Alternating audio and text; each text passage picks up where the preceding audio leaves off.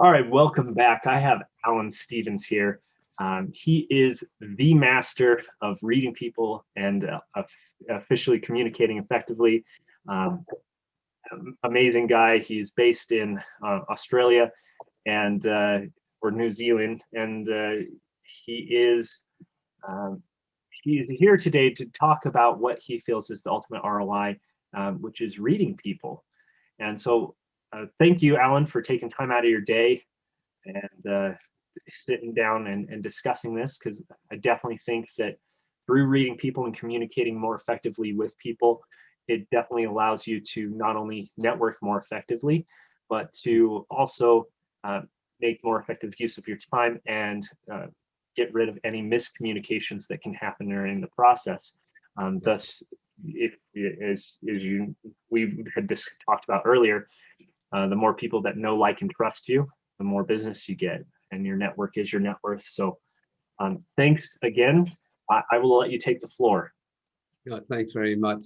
Yeah, as you said, I live in Australia, just over the pond from New Zealand. So I've been working in this particular field of being able to read people for quite a long time. I first of all started mainly because of my own background. My father died when I was 3. I grew up with my mother and sister and disconnected from most people. I didn't have any male role models around me. And so I grew up pretty much as a loner. And then through my careers, working with our national telephone carrier and being put in the deep end, being put in charge of people who are all older than me and having to get them on side from being somebody who didn't really communicate much was a little bit of a jump for me to move into the area of trying to understand people. And I've been married a couple of times and divorced, and through that realised that wasn't really reading things too well there either. I've had 3 sons that I ended up raising on my own from the age of 4, 11 and 12, so trying to get to understand them. So my whole life has been one of not being able to read people effectively. And the reason I tell people that is now I'm classed as one of the world authorities on reading people. I've worked with people like Disney Films and Gillette for their Star Wars launch, with the Australian Federal Police, the Australian Tax Office, businesses of all sizes, and I also work with parents and school teachers. Because at the end of the day, reading one person is the same as reading everybody else. We're looking for the same indicators that give us different information from each person so that we see everybody as a unique individual.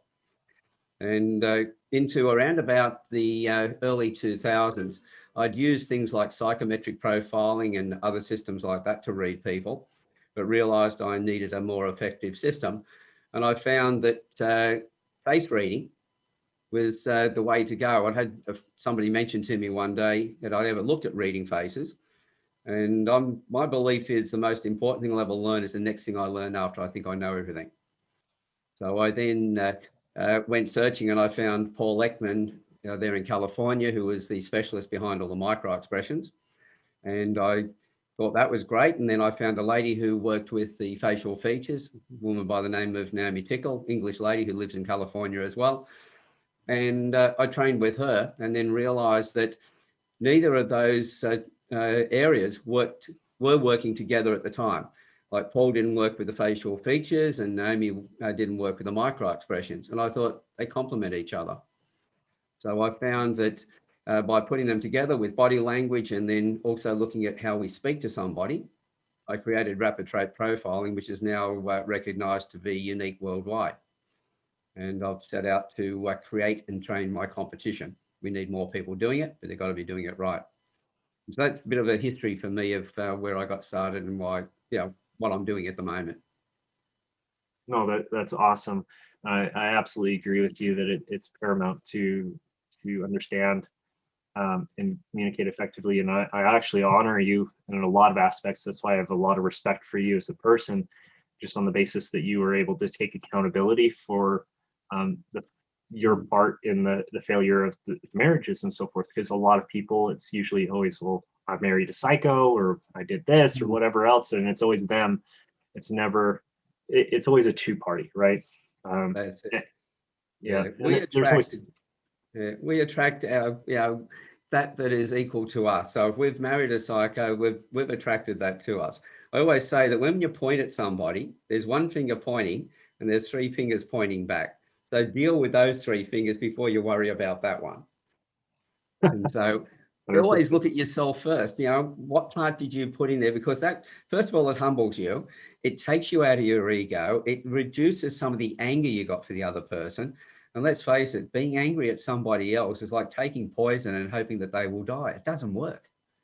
So the sooner you can let that go. In fact, my first wife, when she left and I had the three boys to raise, of course, I was angry. You know, I thought, you know, she just virtually told me I wasn't good enough to be her husband. And I realized that as my boys were growing up, if they didn't respect their mother, they wouldn't respect other women, and they would go through broken relationships like I'd gone through.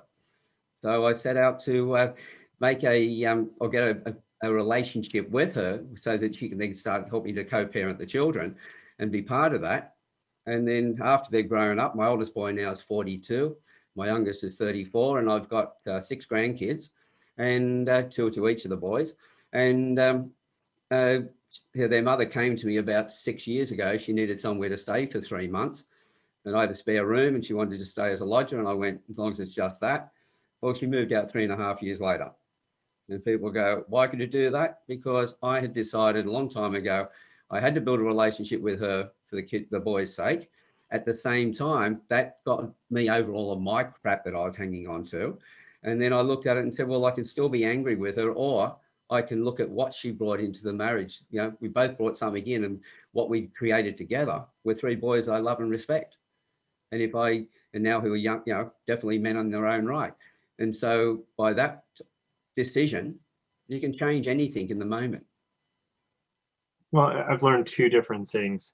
Is one, that the moment you decide, like you said, and that it's hating somebody is just like taking poison and then hoping that they all suffer, when all you're doing is making yourself suffer. That's it. So 2, it's that through your spouse and that or respecting them, or if you hate on your ex-spouse, you are hating part of your kids. They are equal part you just as much as they are equal part them.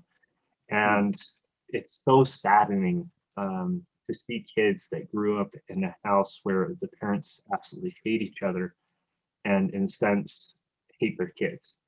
It's very sad. And it's very upsetting in that to see the neglect that that happens to these kids as a result. And that also is the same, I think, the same reason that it's so important to love ourselves. Because if we hate ourselves and we hate all aspects of ourselves, we're going to also hate our kids. That's it. There's a couple of aspects. So if you look at the fact that you're complaining about your spouse and your kids are hearing it, you're hating that half of them, as you've just said. That half of them will end up hating you.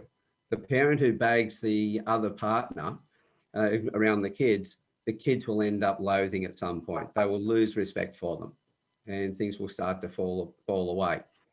At the same time, it's not so much just a matter of loving yourself, because people go, yeah, I've got to love myself, but they don't know how to do it. You need to understand yourself first. Once you've got that understanding, then you can love yourself. And what I do is I teach people, first of all, how to understand themselves, then know how to read somebody else, and then change the way that they like to be spoken to match the way the other person needs to be spoken to. And so what I'm looking at is, well, I've got every trait we have has an upside and it has a downside. Now, I've got aesthetic appreciation. Looking at you on the camera here, I can see that you have aesthetic appreciation. You know, we'll come across as laid back. But when we're focused on something, we've got something that we're a bit stressed and we want to work it out, leave us alone. We will withdraw to our cave. So our partner might see us as being somebody, you know, we're withdrawing. What's going on? Why are you withdrawing? Is it anything to do with me? And the more that we're asked what's going on, the more we withdraw.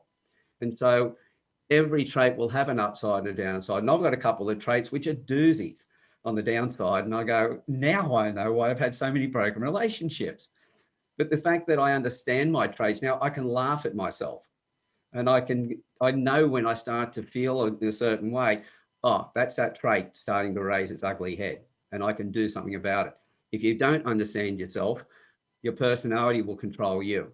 If you do understand yourself, then you can take dominion over your own personality traits. You recognize them when they're coming up and you can control them. So change your environment, change the situation. Yeah, no, you touched excellently on that point where it is so important to understand and accept everything within yourself. And it's very hard to do because there's some things within yourself that you don't like, and there's some things that you might like. But if you take accountability and be aware of all of those things, all your greatness as well as your flaws, and you learn that both your flaws as well as those tragedies and the things that have happened to you, those can be almost the most valuable assets. The more horrific something can be, the more of an asset it can be in your life. It's you that chooses whether that piece of iron and that is going to be an anchor that drags you under the water and drowns you, or if it's going to be a wrench that you forge to build a home or skyscrapers or something like that. That's exactly right. It's a matter of choice. What was that? It's a matter of choice. Everything that happens to us. See, you may not like the things that have happened to you in the past, but if you've learnt from them, they will make you the person who you are today. So whatever you've decided to, how you've decided to respond to everything in the past has made you who you are. If you don't like who you are, then look at the things that are happening around you and make different choices. Change it, and it'll change. See, I don't have problems in relationships anymore. I don't have any angst towards anybody in the past, because I look in the mirror and I like who I see. I like the things that I'm doing, and I respect that. And so therefore, I've looked at all the things in the past. Yeah, I would have wished that they hadn't happened at the time, but if they hadn't happened, I wouldn't be who I am. And thank you for that happening, because I do like who I am. And that's no, it's part about taking accountability for all of your own actions, right? Yeah. And then to change yourself, it just starts off with that one minute thing, saying, you know what, like if you want to exercise or get into shape, you don't just magically go to the gym full time and that because you're going to hate life.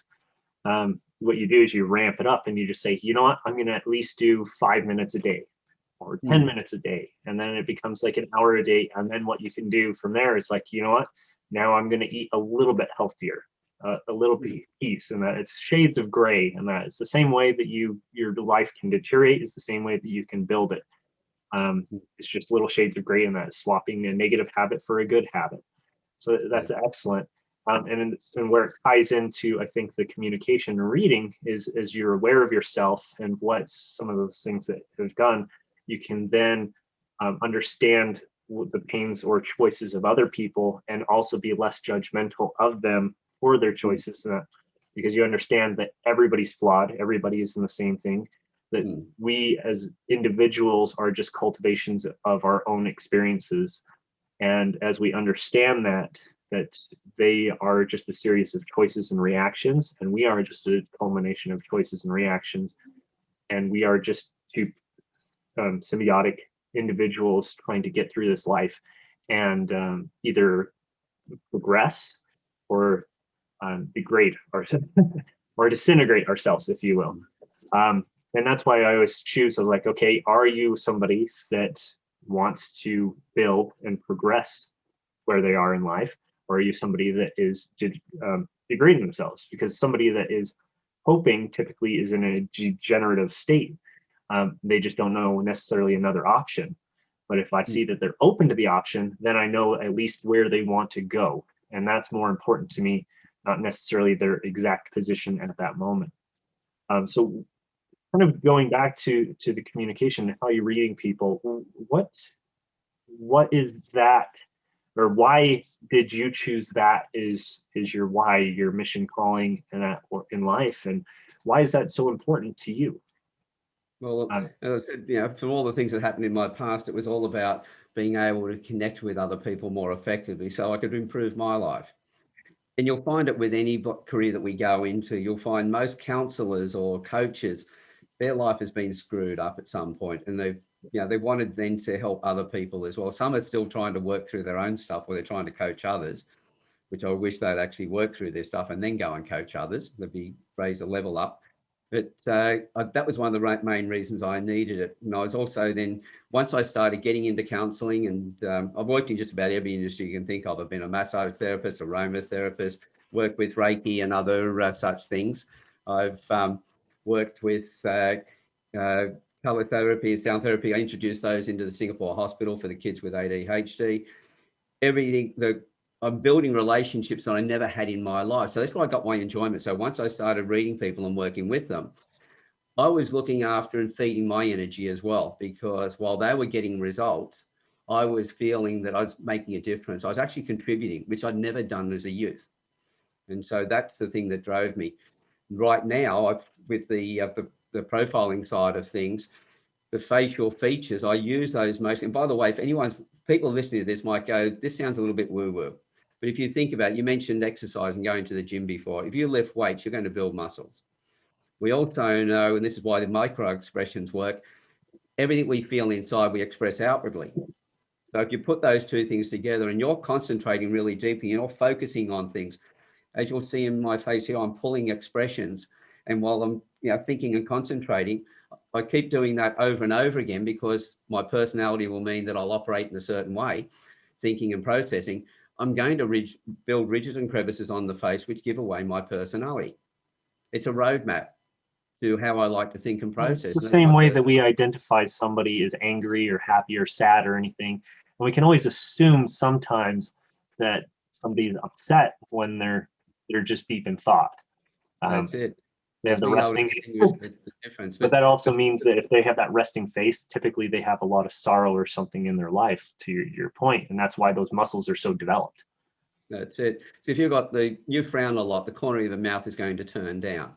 Yeah. If there's no lines out, by the way, ladies, if you've got those little lines out of the corner of your eyes, don't get rid of them. That's beauty that goes all the way at the bone. You don't have those lines unless you've been happy.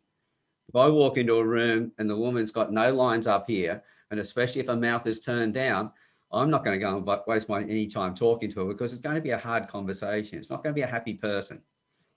But if there's no lines up here, but the mouth is slightly turned up, then I've got an understanding that might have been a bit of Botox or cosmetic surgery going on around the eyes here. But those lines are beauty. Your face doesn't move at all. How do you read those people? That's what I'm curious about. Is like when their whole face just says like this and does not move. Yeah, well, and this is the thing I always ask, well, why did you feel that you needed that? The most beautiful women that I've seen have lines, because those lines show their personality. And when you put it together with the expressions that they have as well, now you've got their character. So your facial features give me your personality. I therefore know how you like to think and process. Like I know that you like to analyze things, have all the information, but once you've got the information, it's just give me the best way to do it and get out of the way and let me get it done. So I know, looking at you, that you like to get into the action. I'm getting a smile back from you, which indicates, yes, I've read you right. And so this is why I use facial features to tell me how you like to think and process, then speak to you in the way that you need to be spoken to, and then look for the micro expressions and body language that come back that tell me whether I've read you right. Is there something emotionally going on? And while you're talking to me, are you telling me the truth? But I don't use the micro expressions like a lot of people do as a lie detector. I use it as a truth seeker. I want to know what's going on. Everybody lies. We go to a party, we're going to tell stories, we're going to embellish things. We all lie, but it's the intent behind the lie. If somebody's trying to rip somebody off, then I'll go looking for that. If they're just trying to tell a joke, make a fit into a group, for instance, hey, that's fine. We all do it. That's just part of being human, wanting to be connected.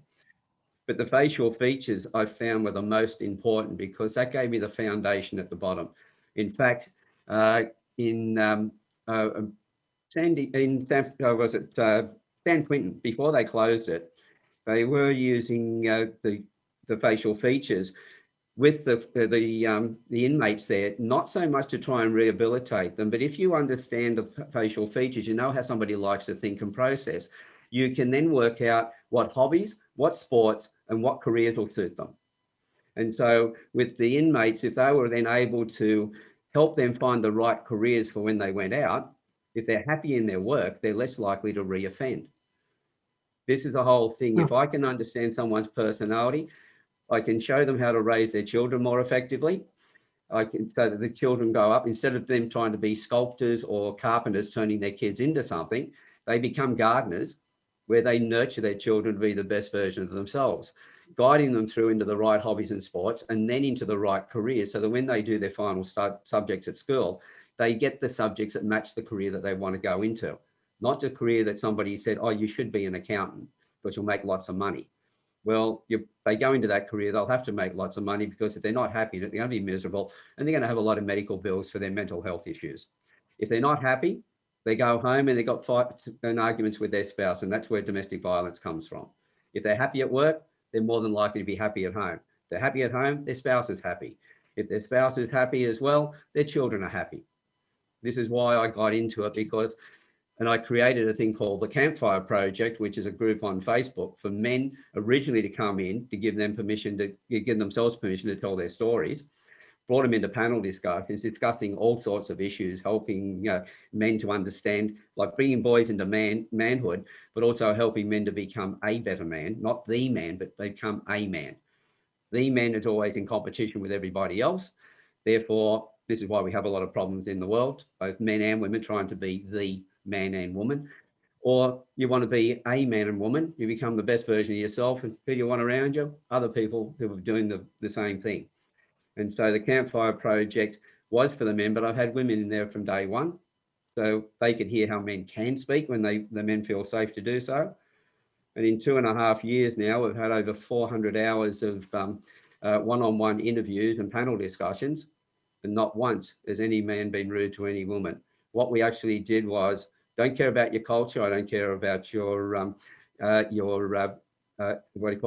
gender, I don't care about your religion or anything else. You only have to have one thing when you come to the Campfire Project, and that is respect for the other people.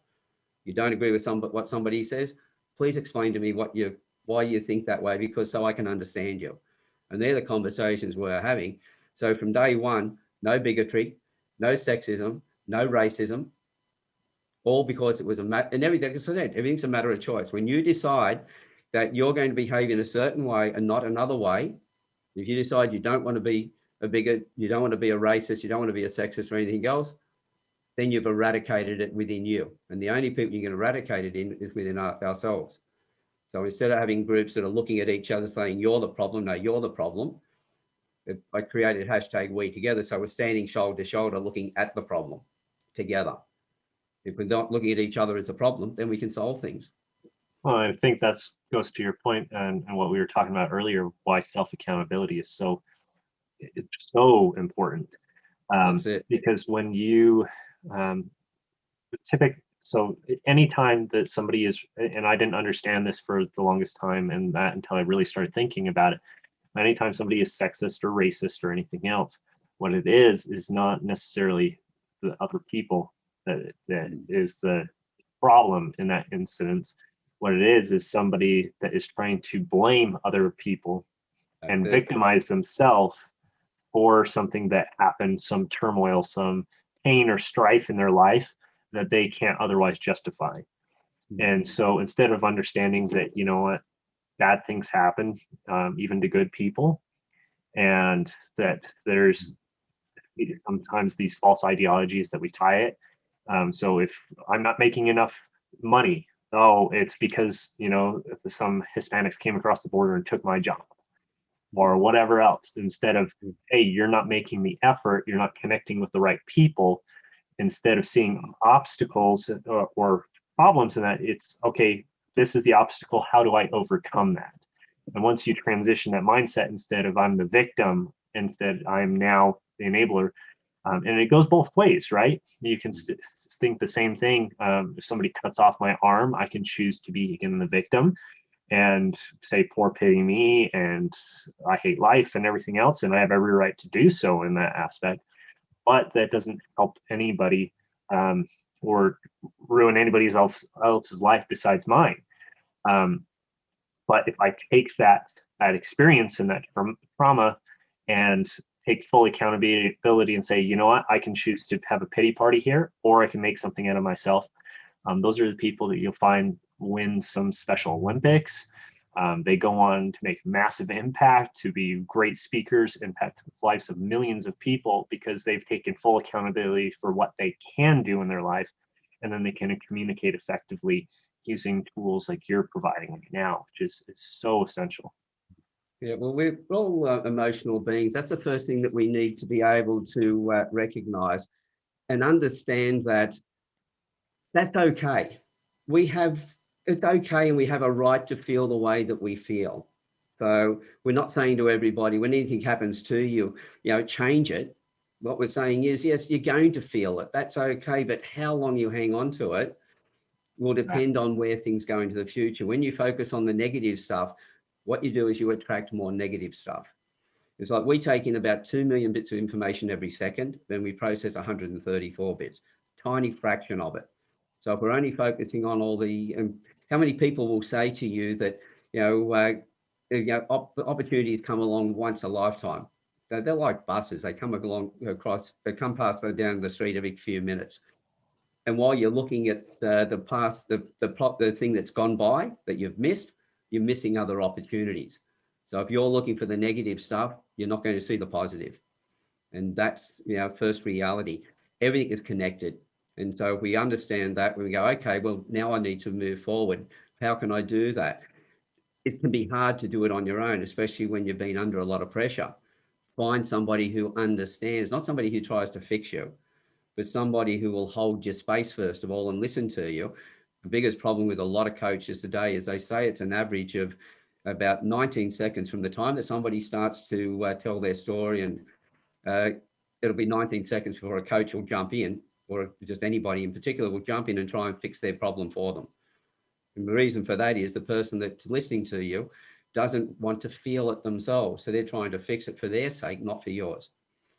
And so it's a matter of find the right people who will hold that space, ask you a few questions. And when you answer those questions, probably ask you a few more. And along the way, you then come to your own answers. And once you come to your own answers, you've got more power over it. You understand it, then you take responsibility for it. But yeah, it's something you got to practice.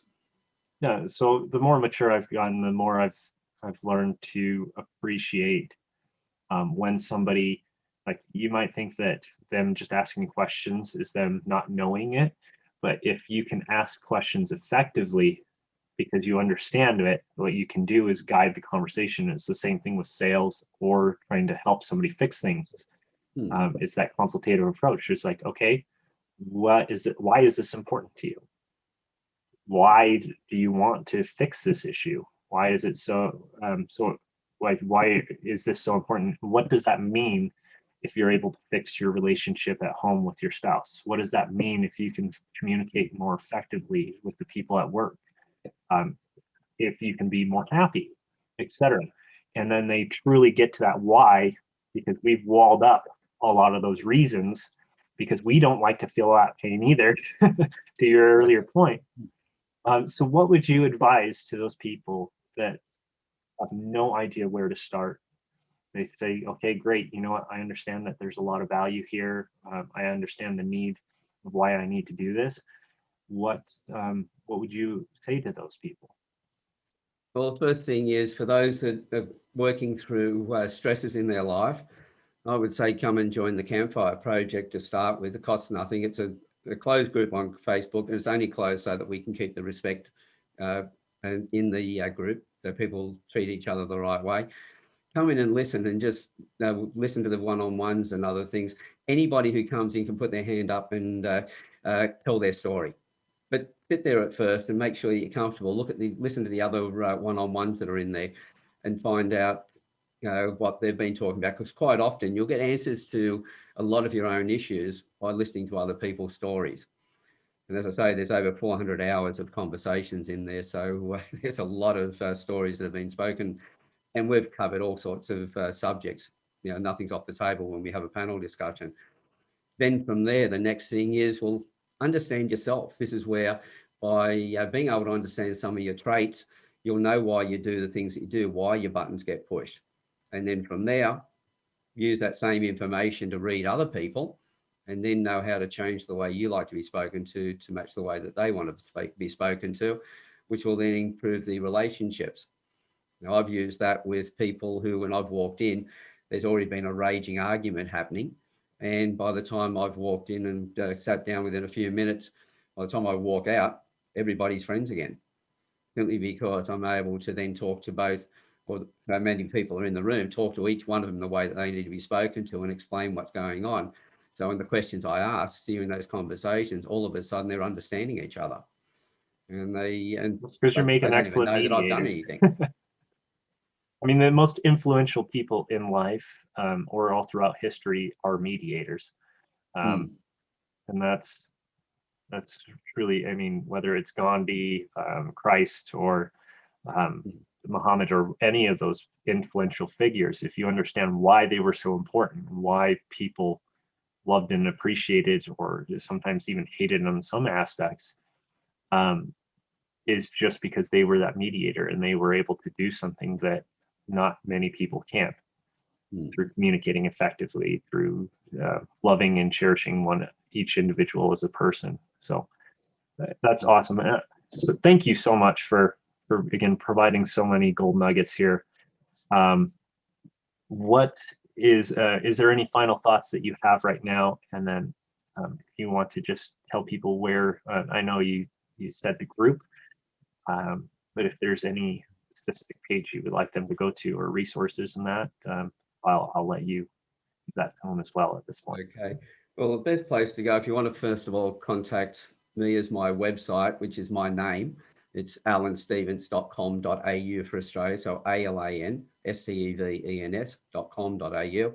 You can contact me in there. And if you, they used to call me the celebrity profile, because I was doing a lot of profiling of royalty and sporting stars and everything, and politicians. But if you look for the celebrity profile, or if you look for Alan Stevens on Facebook, you'll find my Facebook page. And then from there, you'll be able to find the Campfire Project. But what I will give you are the links, Cameron, to put into the show notes. But I'll also give you a free course that people can sign up for. As I said, it won't cost them anything. It takes about 28 minutes, where they'll pick up a few traits and how to read themselves and other people. And I'll give you that link. And anybody wants to talk to me after that, I'm happy to have a chat with them. Awesome. That's awesome. Again, appreciate you and all the gold nuggets that you've been able to drop during this. I think the people will find a ton of value. Even though this is one of the shorter times, I did want to be respectful of this, because I do know that you have other meetings here. So again, thank you for blessing and providing so much value in this space. And I look forward to having you on again, especially in the future, to do more of a deep dive. So thank you very much.